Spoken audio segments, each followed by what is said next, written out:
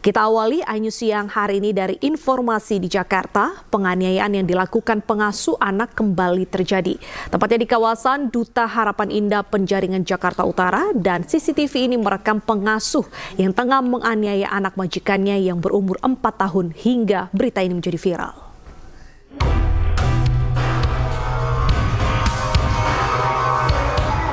Kamera CCTV merekam aksi penganiayaan yang dilakukan pengasuh anak atau babysitter di kawasan Duta Harapan Indah, Penjaringan, Jakarta Utara. Aksi ini terbongkar setelah ibu korban curiga melihat gigi anaknya tanggal hingga memeriksa rekaman CCTV. Tak terima anaknya dianiaya, ibu korban melaporkan pelaku ke polisi. Pelaku, Livia Alimi, yang sudah bekerja selama 1 tahun mengaku kesal karena korban yang berumur 4 tahun rewel. Akibat penganiayaan, gigi korban tanggal dan terluka memar akibat benturan. Itu tadi karena anak ini rewel lah, dan anak ini sebelumnya memang dalam perlu perawatan secara khusus. Artinya korbannya ini penegasan aja bang, korbannya anak berkebutuhan khusus bang? Bukan, tapi pernah perawatan lah, ada sebelumnya ada sakit, ya, perawatan lah khusus. Pelaku diperiksa intensif di Polres Metro Jakarta Utara dan bakal dijerat Undang-Undang Kekerasan dalam Rumah Tangga dan terhadap anak dengan ancaman hukuman 10 tahun penjara. Di Jakarta, Sofian Firdaus, iNews melaporkan.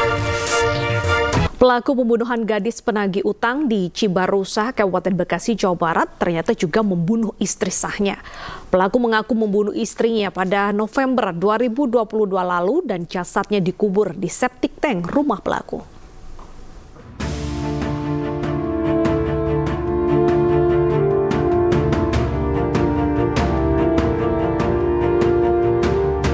Kasus pembunuhan gadis penagih hutang Seribu Jayanti yang dilakukan oleh nasabahnya Sunardi di Kampung Cikoronjo, Desa Sindang Mulia, Kecamatan Cibarusah, Kabupaten Bekasi terus didalami polisi. Ternyata selain membunuh gadis penagih hutang, pelaku Sunardi juga telah membunuh istri sahnya Almaidah pada November 2022 lalu. Usai membunuh, jasad sang istri dikubur oleh pelaku di septic tank yang berada di perkarangan rumah pelaku. Tim Inafis pun diterjunkan untuk melakukan pembongkaran septic tank. Hasilnya, petugas menemukan kerangka manusia dan pakaiannya yang masih utuh, yang diketahui merupakan istri sah dari pelaku yang hilang sejak tahun 2022 lalu. Pelaku tega membunuh istri sahnya karena diduga asmara, lantaran pelaku merasa diselingkuhi. Tersangka juga mengakui ternyata pada tahun 2022, khususnya awal November 2022, melakukan pembunuhan terhadap istri sahnya. Jaket korban, pakaian dalam korban, serta baju korban masih utuh ditemukan di tempat kejadian perkara. Jadi sama persis yang disampaikan oleh tersangka bahwa pada saat dimasukkan ke septic tank, pelaku menghabisi nyawa istri sahnya dan penagih hutang dengan cara dicekik.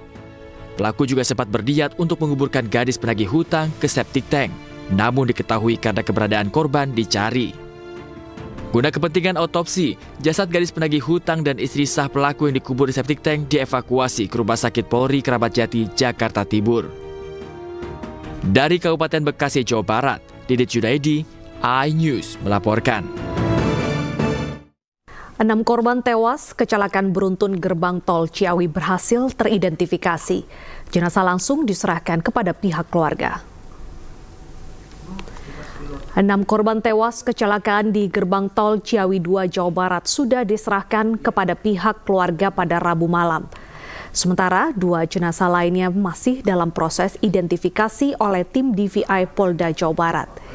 Identifikasi membutuhkan waktu karena luka bakar yang mencapai 100%.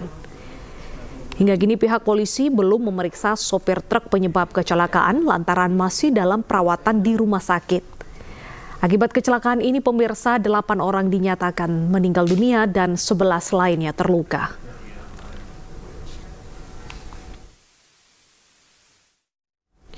Ya pemirsa, kita perbarui informasi terkait kecelakaan maut di gerbang tol Ciawi 2 bersama rekan kami di RSUD Ciawi Bogor, ada Syahreza. Selamat siang Syahreza, berapa korban yang sudah teridentifikasi dan bagaimana kondisi korban luka yang dirawat?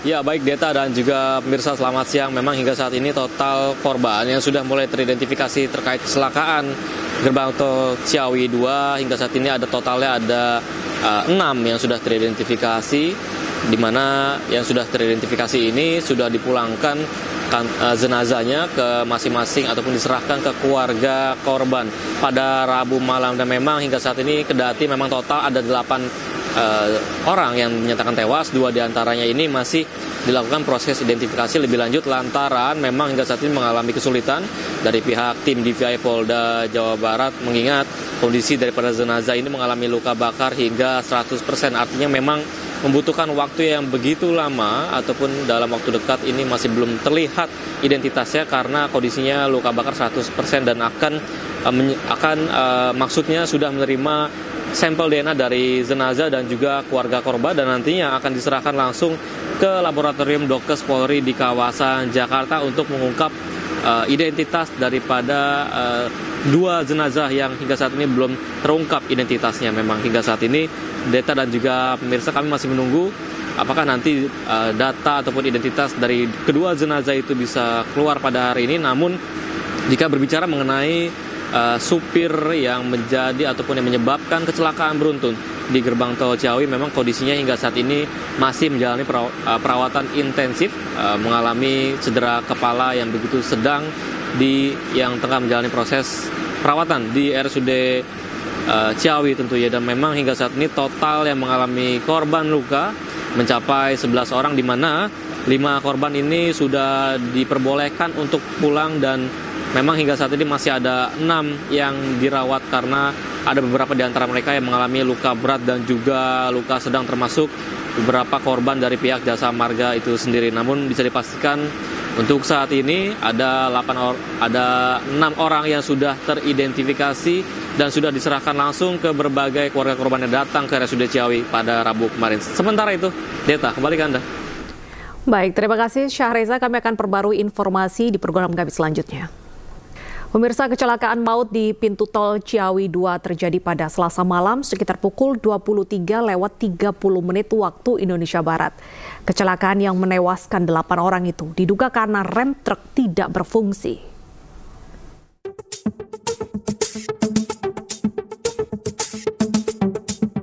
Insiden kecelakaan maut terjadi di gerbang tol Ciawi, Kota Bogor, Jawa Barat, Selasa malam. Awal mula kecelakaan terjadi ketika sebuah truk bermuatan galon air melaju dari arah Ciawi menuju Jakarta. Saat memasuki gerbang tol Ciawi 2, diduga truk mengalami kegagalan fungsi rem atau remblong. Truk yang hilang kendali langsung menabrak beberapa mobil yang sedang berhenti untuk pembayaran tol. Benturan keras menyebabkan 3 kendaraan hancur terbakar dan 3 kendaraan lainnya rusak parah.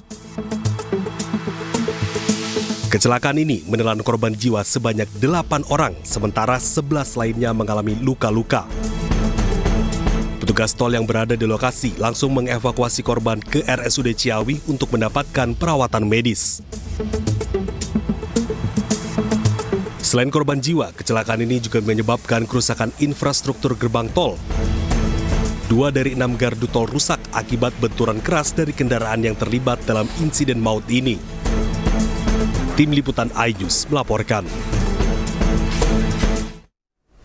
Ya, dari 8 korban meninggal dalam kecelakaan maut di gerbang tol Ciawi Bogor, Jawa Barat pada Selasa malam, polisi telah berhasil mengidentifikasi 6 jenazah.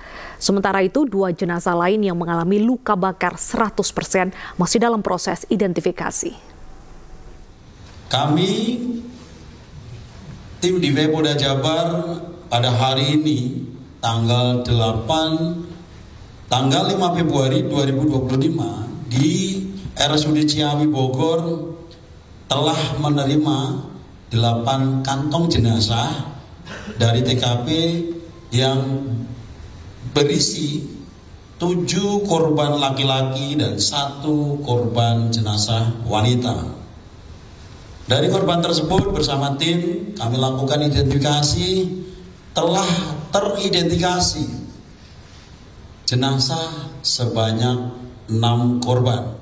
Tim DVI mendapatkan 6 kantong, teridentifikasi 6, kemudian masih ada 2 jenazah yang belum teridentifikasi karena kondisinya 2 korban tersebut adalah luka bakar 100%. Dan saat ini tim DPI sudah mengambil sampel DNA dari jenazah tersebut dan keluarga korban, dan kita akan teruskan ke lab Dokes Polri yang ada di Jakarta untuk proses identifikasi.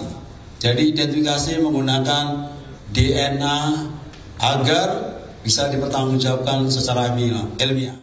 Polisi menggelar olah tempat kejadian perkara di pintu tol Ciawi 2 pada Rabu siang. Hal tersebut dilakukan untuk mengetahui penyebab kecelakaan yang menelan 19 korban.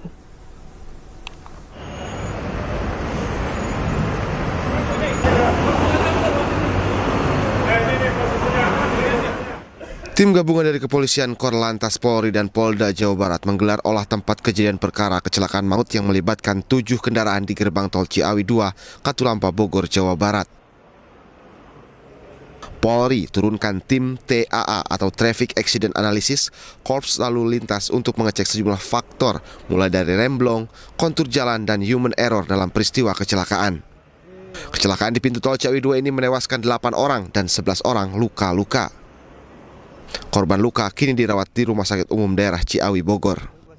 Jumlah korban ada 19 ya, kemudian 8 meninggal dunia, 3 luka berat, ya, kemudian 3 luka sedang dan 5 luka ringan.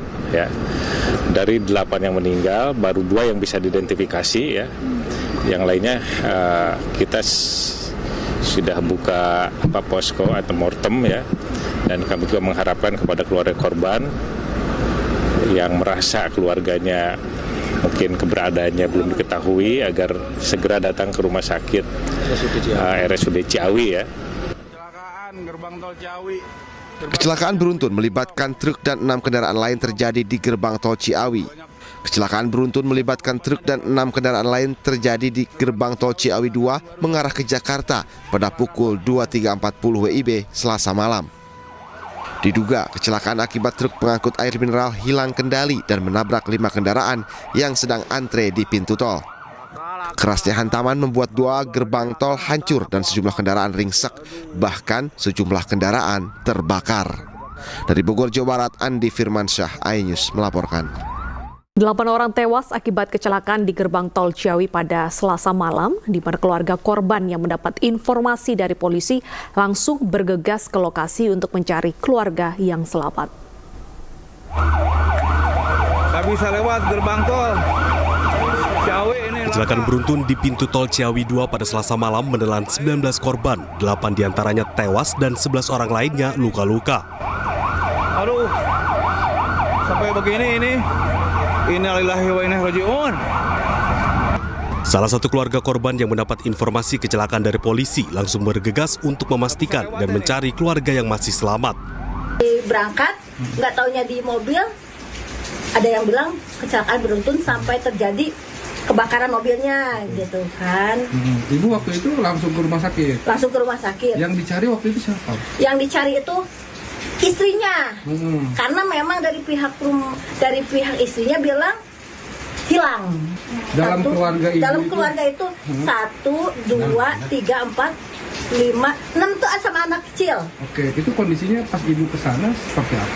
Kalau yang anak kecil habis dijahit, masih ini istrinya tuh sadar tapi memang habis luka-luka. Yang kedua memang agak nggak terlalu parah. Nah yang di belakang memang agak parah. Oke.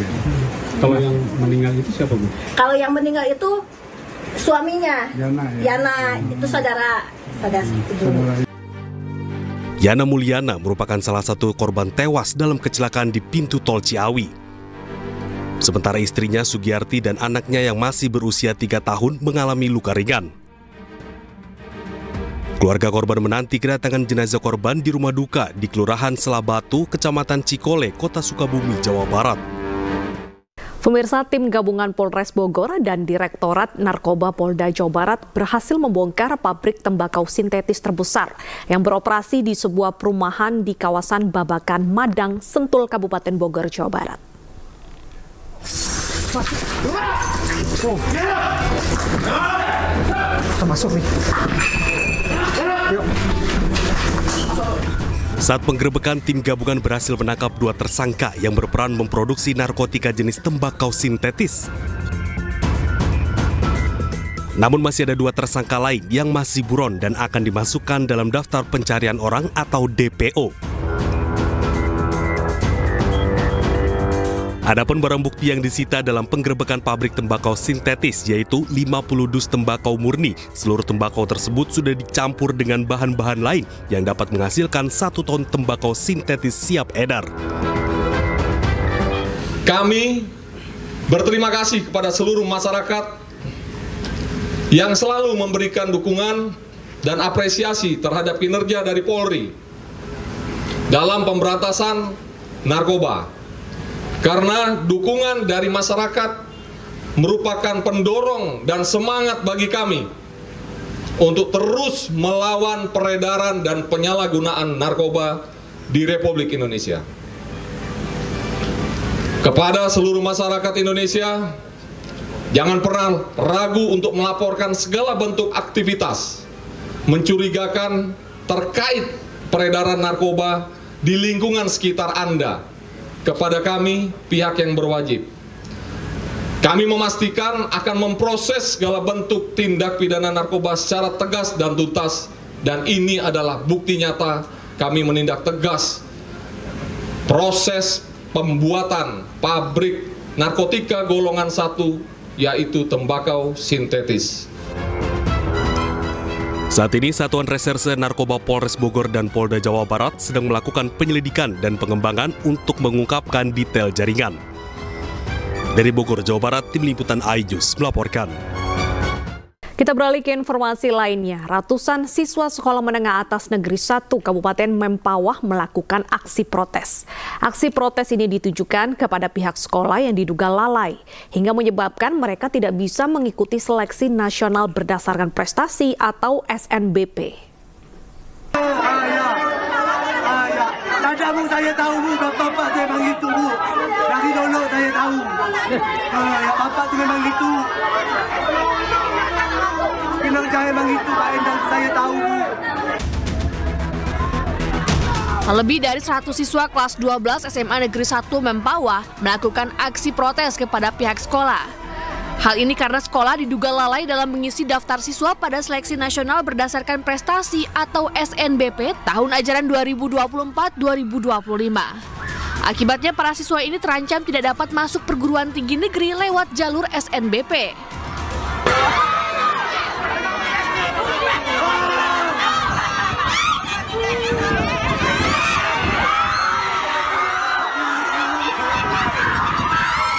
Yang rasa kesal saya tu bang, gini benda ni berlaku bulan Desember. Bisa-bisa sampai Januari, sampai Februari belum selesai. Waktu jangka waktu tu panjang. Dia nyuruh siswa buat cepat akun kalau memang nak kuliah. Justru dia yang telah buat akun. Macam manalah? Kita tak kesal. Atas kekisruhan ini, Dinas Pendidikan dan Kebudayaan Kalimantan Barat akan memberikan sanksi kepada guru Seman 1 Mempawah yang lalai dalam mengisi data SNBP siswanya.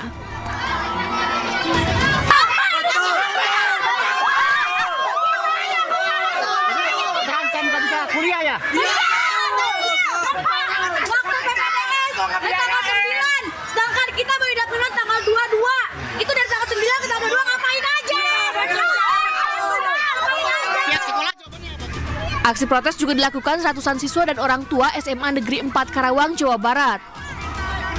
Protes dipicu oleh dugaan keterlambatan pihak sekolah untuk menginput data SNBP yang membuat lebih dari 100 siswa terancam kehilangan kesempatan untuk masuk universitas negeri lewat jalur SNBP.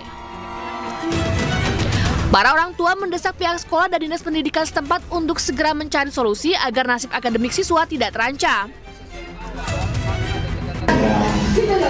Faktornya apa saja, Bu? Sampai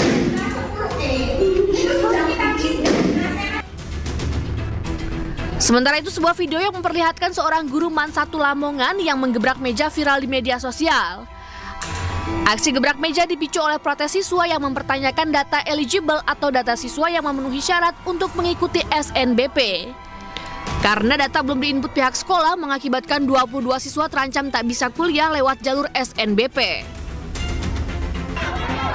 Proses pendaftaran nasional berdasarkan prestasi atau SNBP menjadi momen krusial bagi siswa kelas 3 SMA yang ingin berkuliah. Persyaratan SNBP melibatkan berbagai tahapan dan syarat yang harus dipenuhi atau disubmit pihak sekolah, mulai dari akademis, nilai ujian, serta informasi yang relevan. Tim Liputan, iNews melaporkan. Presiden Prabowo Subianto ancam akan ganti menteri dan kepala lembaga pemerintah yang bekerja tidak benar. Informasi selengkapnya usai jeda berikut.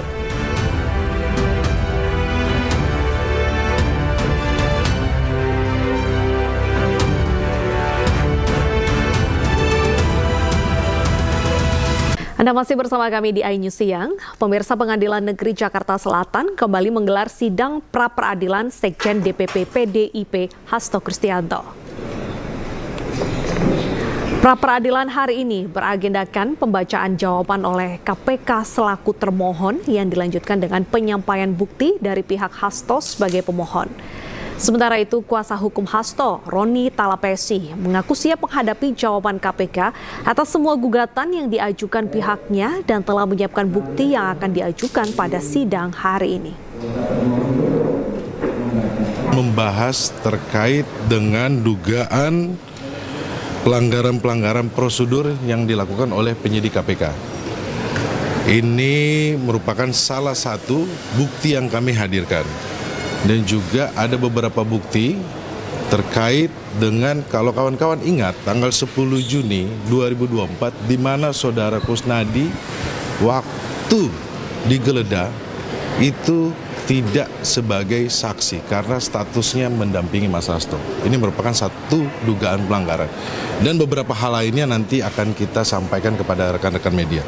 Perlu kami sampaikan kepada kawan-kawan bahwa kita melihat prosedur cacat hukum acara ini juga bisa menimpa kepada semua orang, pada siapa saja. Bisa menimpa kepada pedagang kecil, kepada aktivis politik seperti Mas Hasto, kemudian karyawan, sampai ke presiden. Artinya apa? Kita minta supaya ini diluruskan dan setiap warga negara Indonesia mempunyai hak untuk perlindungan hukum dan diperlakukan secara adil. Oke, teman-teman. Dan untuk mengetahui informasi terkini, sudah ada rekan kami Salam Rahmat langsung dari Pengadilan Negeri Jakarta Selatan. Selamat siang, Salam. Bagaimana perkembangan sidang hari ini? Ya, baik, selamat siang Deta dan juga pemirsa. Baru saja sidang dengan agenda mendengar jawaban dari pihak KPK selaku pihak termohon di sidang pra-peradilan permohonan peradilan dari Hasto Kristianto selaku Sekjen PD Perjuangan. Ini baru saja dimulai di Pengadilan Negeri Jakarta Selatan. Di mana tadi dalam wawancara kami bersama dengan tim kuasa hukum dari Hasto Kristianto tadi menyebut bahwasanya dirinya ini membawa sebanyak kurang lebih 41 alat bukti untuk nantinya ditujukan di ruang persidangan untuk menguatkan argumentasi pada sidang pada hari kemarin, di mana tadi juga sempat disampaikan bahwa nantinya akan disampaikan hasil eksaminasi dari para ahli hukum, profesor, dokter hukum dan juga FGD atau Focus Group Discussion yang membahas dugaan pelanggaran-pelanggaran prosedural yang dilakukan oleh penyidik KPK. Selain itu tadi juga sempat disinggung oleh Roni Talapesi selaku tim kuasa hukum Hasto Kristianto yang juga menyebut bahwasanya menyinggung pada 10 Juni 2024 yang lalu ada penggeledahan yang dilakukan oleh penyidik KPK terhadap Kusnadi yang orang tidak lain ini merupakan salah satu yang mendampingi Hasto Kristianto, padahal saat itu statusnya adalah bukan saksi, namun penggeledahan dilakukan oleh orang-orang terdekat yang diyakini ini ikut terlibat dalam kasus serupa. Di mana dapat kami informasikan juga kepada Anda, Deta dan juga pemirsa, bahwa hingga saat ini kami juga belum mendapatkan informasi apakah nantinya Sekjen PDI Perjuangan Hasto Kristianto juga akan hadir dalam persidangan pra-peradilan yang digelar pada hari ini. Di mana ini merupakan sidang lanjutan usai sebelumnya dari tim Biro Hukum KPK ini menyatakan keberatan atas 2 kali perubahan petitum permohonan pra-peradilan yang diajukan oleh tim kuasa hukum Hasto Kristianto. Bahkan KPK menyebut ini adalah perbuatan yang zolim karena adanya perubahan petitum yang dilakukan dalam tidak waktu yang sangat berdekatan begitu. Dapat kami informasikan juga bahwa kalau kita lihat dari jalannya persidangan pada hari kemarin, ini setidaknya ada sebanyak 8 poin keberatan yang disampaikan oleh tim kuasa hukum dari Hasto Kristianto. Antara lain adalah penetapan tersangka tanpa pemeriksaan yang dianggap ini bertentangan dengan KUHAP dan juga putusan dari Mahkamah Konstitusi. Lalu juga dari tim kuasa hukum ini menyebut bahwasanya penetapan Hasto sebagai tersangka ini dilakukan tanpa melakukan atau juga melalui pengumpulan 2 alat bukti. Ini merupakan pengumpulan minimal 2 alat bukti untuk menetapkan seseorang sebagai tersangka. Selain itu perkara dengan tersangka Harun Masiku yang sebelumnya juga sudah diputus, ini juga telah berketetapan hukum yang atau juga berkekuatan hukum tetap. Dapat kami informasikan juga kepada Anda, Deta dan juga pemirsa, bahwa selain mendengarkan jawaban dari pihak KPK, nantinya juga sidang akan digelar kembali begitu atau juga dilakukan secara maraton yang akan dilanjutkan dengan agenda bukti tertulis dari permohonan yang diajukan oleh tim kuasa hukum Hasto Kristianto. Dan dapat kami informasikan juga bahwa nantinya sidang ini akan dilanjutkan juga pada hari esok dengan agenda yang sama, yakni pembuktian terkait dengan pra-peradilan. Kita akan saksikan secara bersama bagaimana hasil dari jalannya persidangan yang digelar pada hari ini. Deta. Baik, terima kasih Salam atas informasinya. Selamat bertugas kembali. Pemirsa, DPR merevisi peraturan soal tata tertib DPR nomor 1 tahun 2020. Berdasarkan tata tertib baru itu, pemirsa, DPR dapat mengevaluasi hingga mencopot para pejabat yang mengikuti uji kelayakan dan kepatutan di DPR, termasuk pimpinan KPK hingga hakim Mahkamah Konstitusi.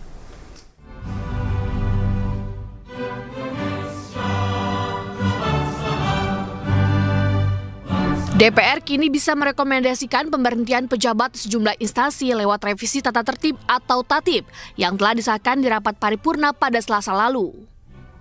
Aturan baru ini memungkinkan DPR dapat mengevaluasi pejabat yang ditetapkan melalui hasil uji kelayakan dan kepatutan atau fit and proper test di lembaga legislatif tersebut.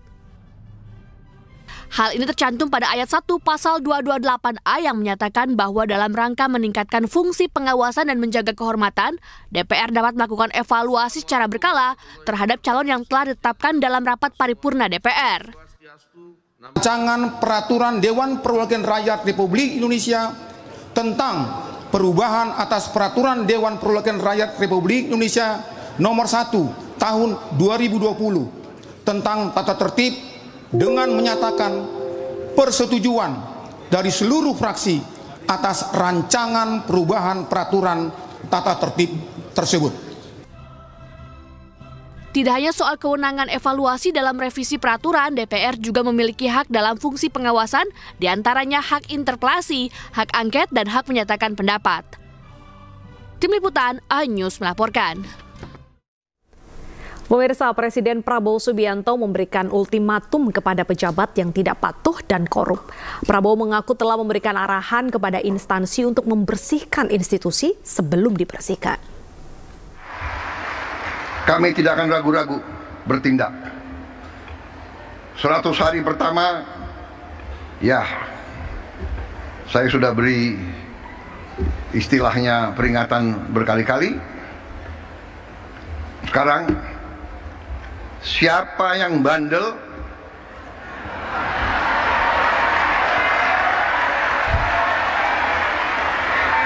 siapa yang dablek, siapa yang tidak mau ikut dengan aliran besar ini, dengan tuntutan rakyat, pemerintah yang bersih, siapa yang tidak patuh, saya akan tindak.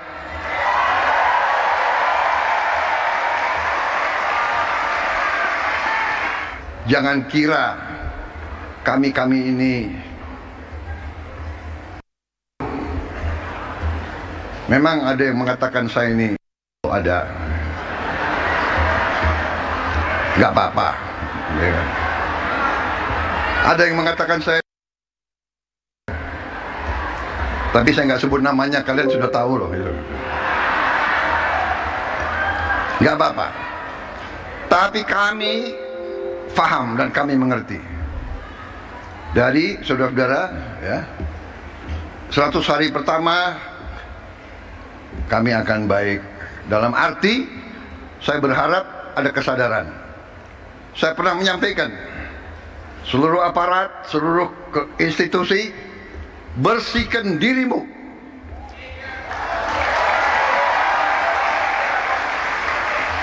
Sebelum kau dibersihkan. Mantan Menko Polhukam Mahfud MD menyebut negara dalam kondisi terancam oleh penjarahan besar-besaran yang dilakukan oligarki dan pengkhianat bangsa. Kasus pencaplokan lahan dan pagar laut harus dituntaskan atau akan selamanya gagal. Hal ini disampaikan oleh Mahfud MD usai menghadiri acara pengukuhan Guru Besar Wakil Menteri Keuangan Anggito Abimanyu di Universitas Gadjah Mada, Yogyakarta. Mahfud menyebut di bawah kepemimpinan Presiden Prabowo, semua yang merasa cinta tanah air harus bekerja sama menghadapi permasalahan pencaplokan lahan dan pagar laut. Pemerintah sendiri harus menuntaskan masalah ini secara menyeluruh, termasuk mencopot pejabat yang terlibat dalam pengambilan kebijakan seperti Dirjen, Kakanwil hingga Menteri. Mahfud mengingatkan, jika kasus ini tidak tuntas, maka negara bisa kehilangan kekayaan alam dengan segala idealismenya. Yang ingin saya katakan, negara saat ini menurut saya sedang terancam oleh penjarahan besar-besaran, ya, oleh oligarki dan pengkhianat-pengkhianat bangsa sendiri yang takut dan malah bekerja sama terhadap oligarki. Oleh sebab itu, kalau penyelesaian ini gagal, selamanya kita akan gagal.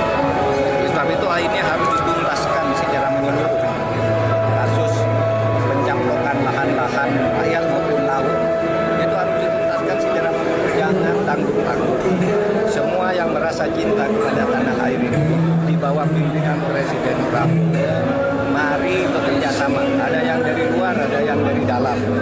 Kita harus hadapi rame-rame ini. Kalau tanggung-tanggung menghadapinya akan kalah.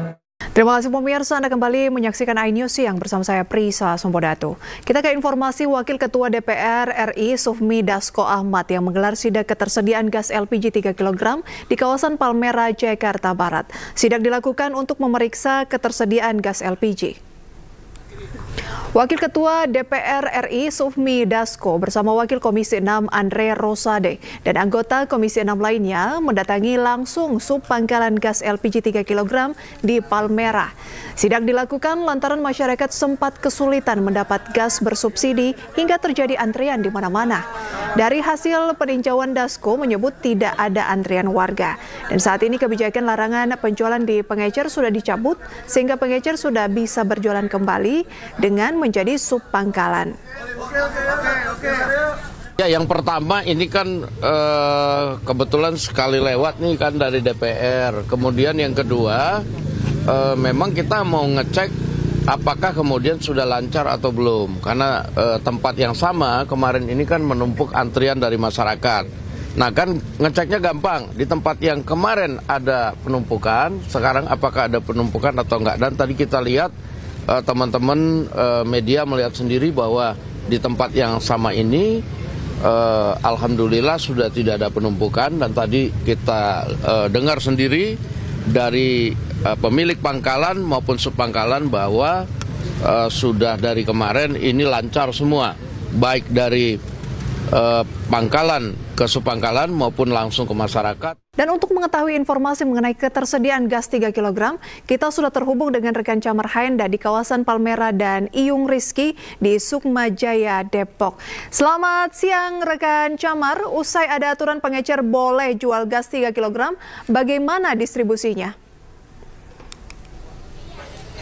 Baik, selamat siang Prisa dan juga pemirsa, benar sekali bahwasanya saat ini pemerintah sudah kembali memberlakukan bahwasanya pengecer sudah bisa kembali menjual gas 3 kg meskipun ada sejumlah aturan yang diberlakukan. Nah, sebelum saya membahas mengenai subpangkalan ataupun juga warung-warung kecil pengecer yang menjual, ini kami akan menjelaskan kepada Anda. Saya sudah berada di salah satu pangkalan gas LPG 3 kg yang ada di Jalan Anggrek Cendrawasih, Kemanggisan, Palmera, Jakarta Barat. Dan Anda bisa lihat di layar kaca bahwasanya ini persiapan dari gas LPG, ketersediaannya cukup memadai, seperti yang tadi Anda sampaikan bahwa ada kunjungan dari Wakil Ketua DPR RI Sufmi Dasko Ahmad yang menyebutkan bahwa suplai beserta dengan pembelian dari masyarakat, kebutuhan masyarakat sudah tercukupi. Setidaknya Prisa dan juga pemirsa, ada 100 tabung yang setiap harinya disuplai ke pangkalan ini. Inilah merupakan pangkalan resmi dari distributor Pertamina, dan bahkan adanya penambahan 50 sampai dengan 150 tabung per harinya. Jadi total hari ini ada 150 tabung yang biasanya hanya 100 tabung saja. Satu tabung gas LPG 3 kg ini dihargai Rp16.000. Sementara harga eceran tertinggi untuk warung-warung kecil yang memang skalanya tidak terlalu besar, harga eceran tertingginya adalah Rp19.000. Seperti yang kita lihat sebelumnya, Prisa dan juga pemirsa, bahwa adanya antrian yang cukup panjang, bahkan masyarakat mengeluhkan susahnya mencari gas LPG 3 kg pasca pemberlakuan dari Kementerian ESDM berkaitan dengan penjualan dari tabung gas LPG yang hanya diperbolehkan untuk distributor dan juga pangkalan resmi, namun saat ini sudah mulai diberlakukan kembali. Namun ada yang perlu Anda perhatikan, bahwa ketika Anda membeli satu tabung gas 3 kg ini, yang paling penting adalah jangan lupa membawa KTP, baik berupa fotokopi ataupun juga aslinya, dikarenakan nantinya pihak dari pangkalan dan juga subpangkalan akan melakukan pendataan yang akan diberikan laporannya kepada Pertamina, sehingga ini betul-betul bisa tepat sasaran kepada yang membutuhkan. Prisa, kembali ke Anda. Baik, terima kasih rekan Camar atas update atau informasi terbaru Anda soal ketersediaan gas LPG 3 kg dari Jakarta. Lalu kita akan bergeser ke rekan kami Iyung Rizky, pemirsa yang sudah berada di Depok. Nah, selamat siang rekan Iyung. Bagaimana kondisi di warung pengecer? Apakah sudah ada suplai gas di kawasan Depok atau seperti apa? Baik, Prisa dan juga pemirsa, saat ini saya sedang berada di salah satu pangkalan gas yang berada di Jalan Warujaya, Sukmajaya, Depok, Jawa Barat, di mana saat ini memang pantauan kami di lapangan di pangkalan ini nampak LPG-nya masih kosong, belum ada kiriman dari agen. Dari tadi hasil memintai tanya jawab oleh pemilik pangkalan, bahwasannya biasanya pengiriman dilakukan setiap pagi atau menjelang siang. Namun hingga siang hari ini pasokan gas yang dikirim biasanya sekitar 150 sampai 200 tabung per hari ini belum sampai atau ada keterlambatan. Dan memang sudah ada instruksi untuk bisa mendistribusikan tabung-tabung ini ke sub pangkalan. Namun memang saat ini keterlambatan pengiriman masih jadi kendala di Kota Depok. Seperti itu, Frisa. Baik rekan Iyung Rizky, terima kasih atas laporan Anda dari kawasan Depok. Instruksi LPG 3 kg yang bisa kembali dijual di pengecer, Kementerian ESDM dan Pertamina meninjau langsung ketersediaan stok di tingkat agen pangkalan hingga pengecer. Pemerintah ingin memastikan distribusi tetap terkendali.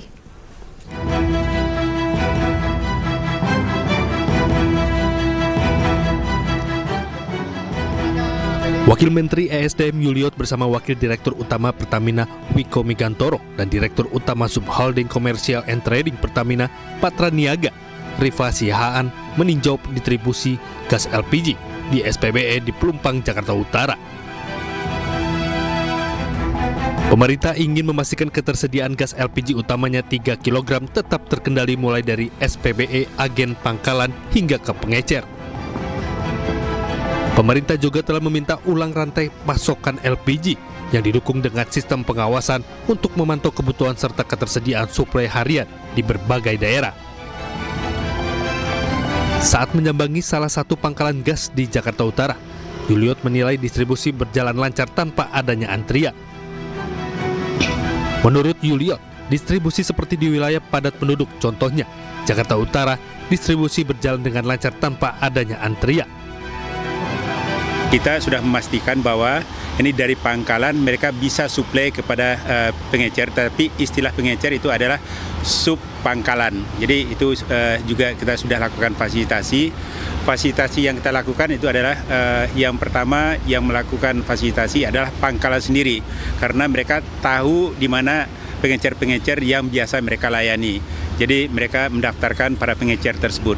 Kemudian yang kedua, ini dari sisi pemerintah daerah, itu mereka juga melakukan pembinaan kepada pengecer, bagaimana juga masyarakat yang melakukan itu kegiatan usaha itu, mereka juga bisa mendaftarkan kegiatan usahanya. Itu fasilitasi dilakukan oleh pemerintah daerah. Kemudian dari sisi Pertamina dan pemerintah sendiri, kita juga menyiapkan sistem. Jadi berapa kebutuhan masyarakat, ya kemudian berapa ini ketersediaan suplai harian, itu justru kalau ada yang kurang di satu daerah, kita akan melengkapi, akan memenuhi kebutuhan masyarakat sesuai dengan kondisi yang ada di daerah masing-masing. Sebelumnya Presiden Prabowo Subianto menginstruksikan agar pengecer bisa kembali menjual LPG 3 kg. Di mana pengecer kini dijadikan sub pangkalan yang akan dikontrol Pertamina menggunakan aplikasi khusus. Dari Jakarta, Naura Safika, Jemi Jasin, iNews melaporkan. Pemirsa, momen haru terjadi dalam pertemuan antara Presiden Global Scholas Occurrentes Jose Maria del Corral dan Presiden kelima Republik Indonesia Megawati Soekarno Putri. Megawati sempat menahan tangis ketika menceritakan perjuangan Presiden Soekarno menjadikan Pancasila sebagai ideologi bangsa Indonesia.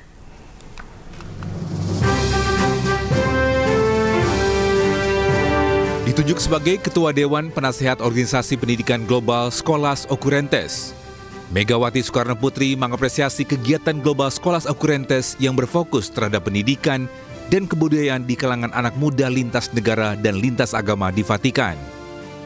Dalam pertemuan yang berlangsung hangat dan banyak mengurai sejarah panjang antara Vatikan dan Presiden pertama RI Soekarno, Megawati sempat menahan tangis saat bercerita tentang peran Soekarno dan ajaran Pancasila yang menjadi ideologi bangsa Indonesia. Karena beliau mengajarkan kepada kami hal-hal yang beliau inginkan. Sebenarnya dunia itu harusnya seperti apa? Mengusung semboyan Towards an Education Without Borders, Scholas Occurrentes adalah sebuah gerakan pendidikan global yang telah dirintis oleh Paus Fransiskus di tahun 2001 saat menjabat sebagai Uskup Agung Buenos Aires. Global Scholas Occurrentes telah dibuka di berbagai negara dan rencananya akan dibuka juga di Indonesia. Gerakan yang berfokus kepada pendidikan pemuda ini mengundang 100 pemuda Indonesia untuk dapat datang ke Vatikan dan belajar secara gratis. Saya Gede Satria dari Roma, Italia, iNews melaporkan. Pemirsa, petugas pemadam kebakaran Kota Padang, Sumatera Barat menolong seorang mahasiswa yang hidungnya tersangkut tindikan besi. Evakuasi menarik tindik besi tersebut berlangsung dramatis selama 30 menit. Dalam itu, baik kebetulan diduga ditangkap. Seorang mahasiswi mendatangi kantor pemadam kebakaran dan penyelamatan Kota Padang, Sumatera Barat. Dina, 24 tahun, warga Pondok Kopi Padang Timur ini meminta bantuan damkar untuk melepaskan tindik besi yang tersangkut di hidungnya. Dina mengaku sudah berusaha melepas sendiri hingga meminta bantuan petugas medis di klinik namun gagal, hingga akhirnya memilih meminta pertolongan petugas damkar. Evakuasi tindik besi dilakukan dengan hati-hati menggunakan perkakas karena korban takut dan kesakitan. Petugas butuh waktu hingga 30 menit yang akhirnya berhasil melepaskan tindik besi yang tersangkut di hidung korban. Tahan ya. Dari dalam. Dorong. Jangan tarik kiri lo. Sini buka. Pas sampai di piket, kami coba berusaha membuka tindik tersebut. Tidak terlalu lama. Dia ada proses sakit sedikit yang namanya di hidung. Kebetulan tindik hidung itu kan ada mor atau penyangga dalam hidung itu nggak bisa dilepas secara manual. Kita lepas pakai tang jepit. Selain memadamkan kebakaran, petugas damkar dan penyelamatan kini juga turut membantu warga mulai dari evakuasi hewan berbahaya yang masuk ke rumah hingga menolong warga yang mengalami kejadian darurat. Dari Padang, Sumatera Barat, Budi Sunandar, iNews melaporkan.